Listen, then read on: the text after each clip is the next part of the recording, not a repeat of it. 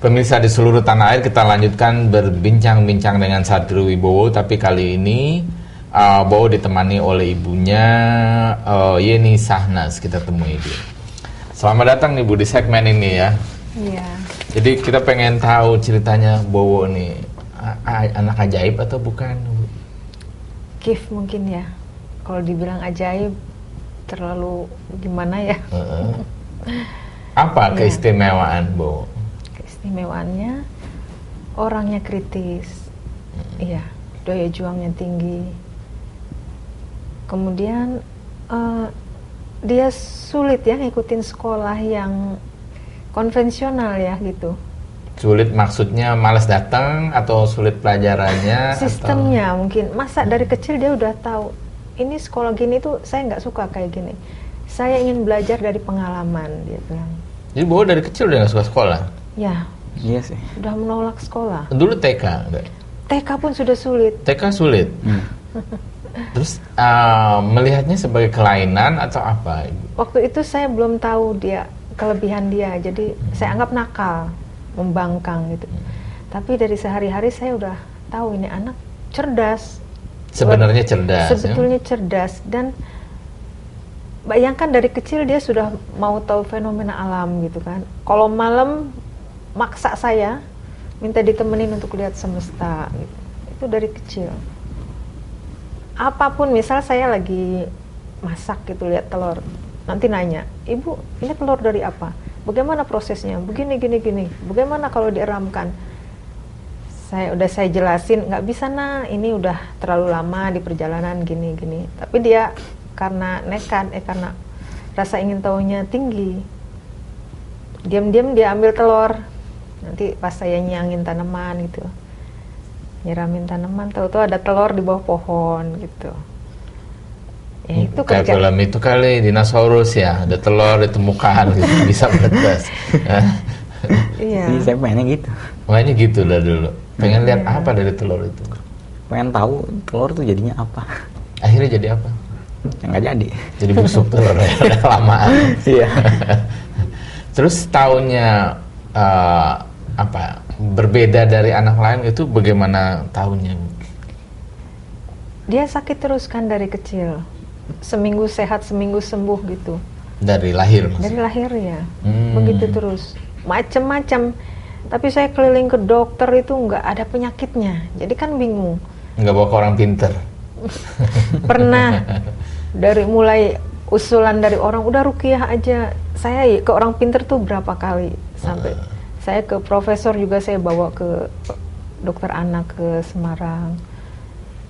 Ya, lalu anaknya aktif ya, aktif segala hal tuh dia ingin tahu gitu. Tapi kenapa di sekolah guru-gurunya ngeluh, prestasinya rendah lah gitu.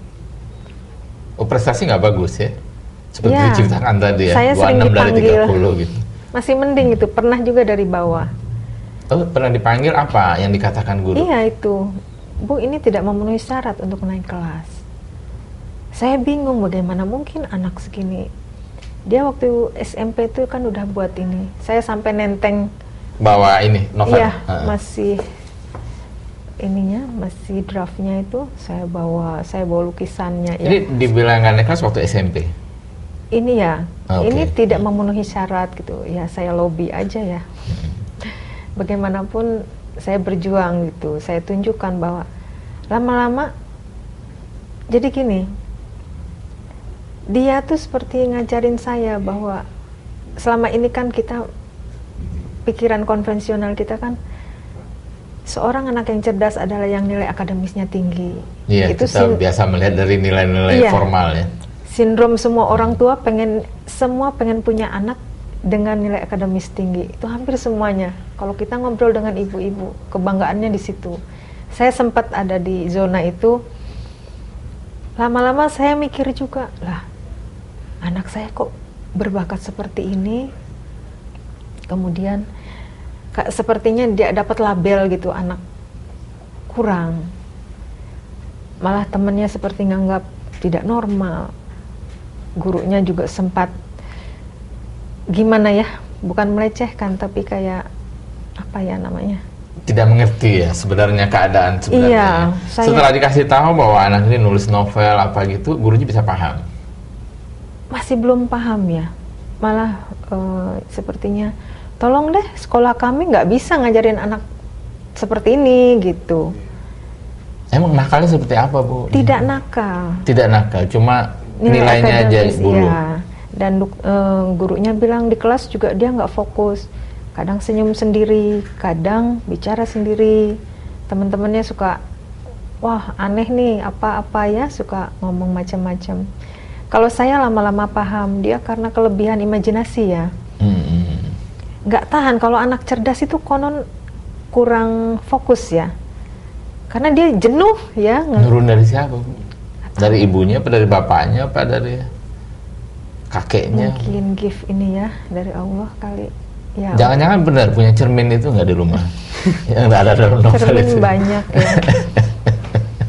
Cermin banyak. Akhirnya dari mana Ibu tahu Bowo sesungguhnya seperti apa itu setelah konsultasi dengan Ya, siapa? saya ke psikiater Pak Erwin Kusuma.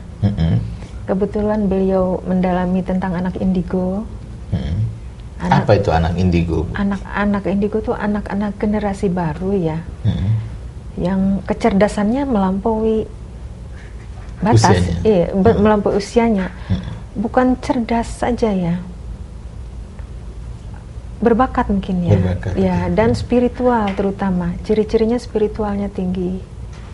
Seperti dalam novelnya ini, waduh saya aja sampai bacanya bolak-balik karena banyak pesan moral yang sepertinya di usia kita sekarang aja saya aja belum sampai ke situ gitu. Pemahaman-pemahaman tentang kehidupan, tentang berbagai hal luar biasa. Dari mana dia Spiritualnya. Saya kurang tahu ya. Saya sendiri nggak punya indera keenam, nggak punya bahasa Inggris saya aja pas-pasan gitu ya. dapatnya? Dia malah nulis dalam bahasa Inggris ya. Ya, dari kecil dia suka ngoceh bahasa Inggris, saya bingung. Ketukar kali dulu di rumah sakit nggak? Mungkin.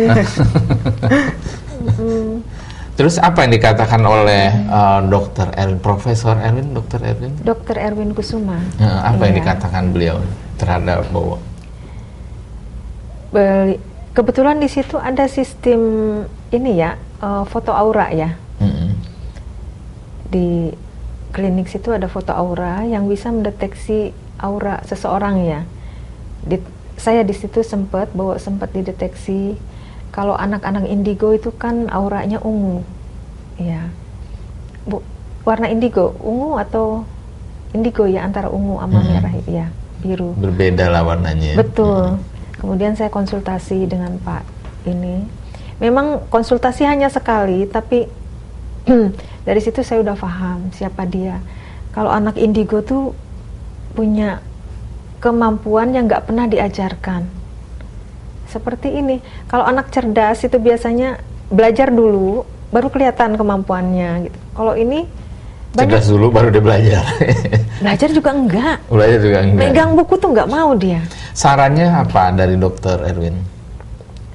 Waktu itu sebetulnya mungkin saya harus datang lagi ya, tapi saya dikasih bukan diktat ya, apa istilahnya? Bacaan. Kemudian saya juga cari di internet, cari segala macam, cari referensinya tentang anak indigo. Jadi pada usia berapa Ibu? 12. 12. Setelah novel ini jadi ya? Sebelum jadi, baru beberapa Baru bab. draft ya? Iya, baru beberapa bab. Di situ saya kaget. Dia biwatnya kan waktu itu sedang sakit. Saya sudah nyerah tuh ya sama Yang Maha Kuasa. Tolong deh, ini anak kenapa sakit terus gitu. Tapi sebentar Bu, ini menarik sekali. Nanti kita lanjutkan di Makasih. segmen berikutnya. Kita jeda sejenak. Ya. Pemirsa jangan kemana-mana, kita jeda sejenak.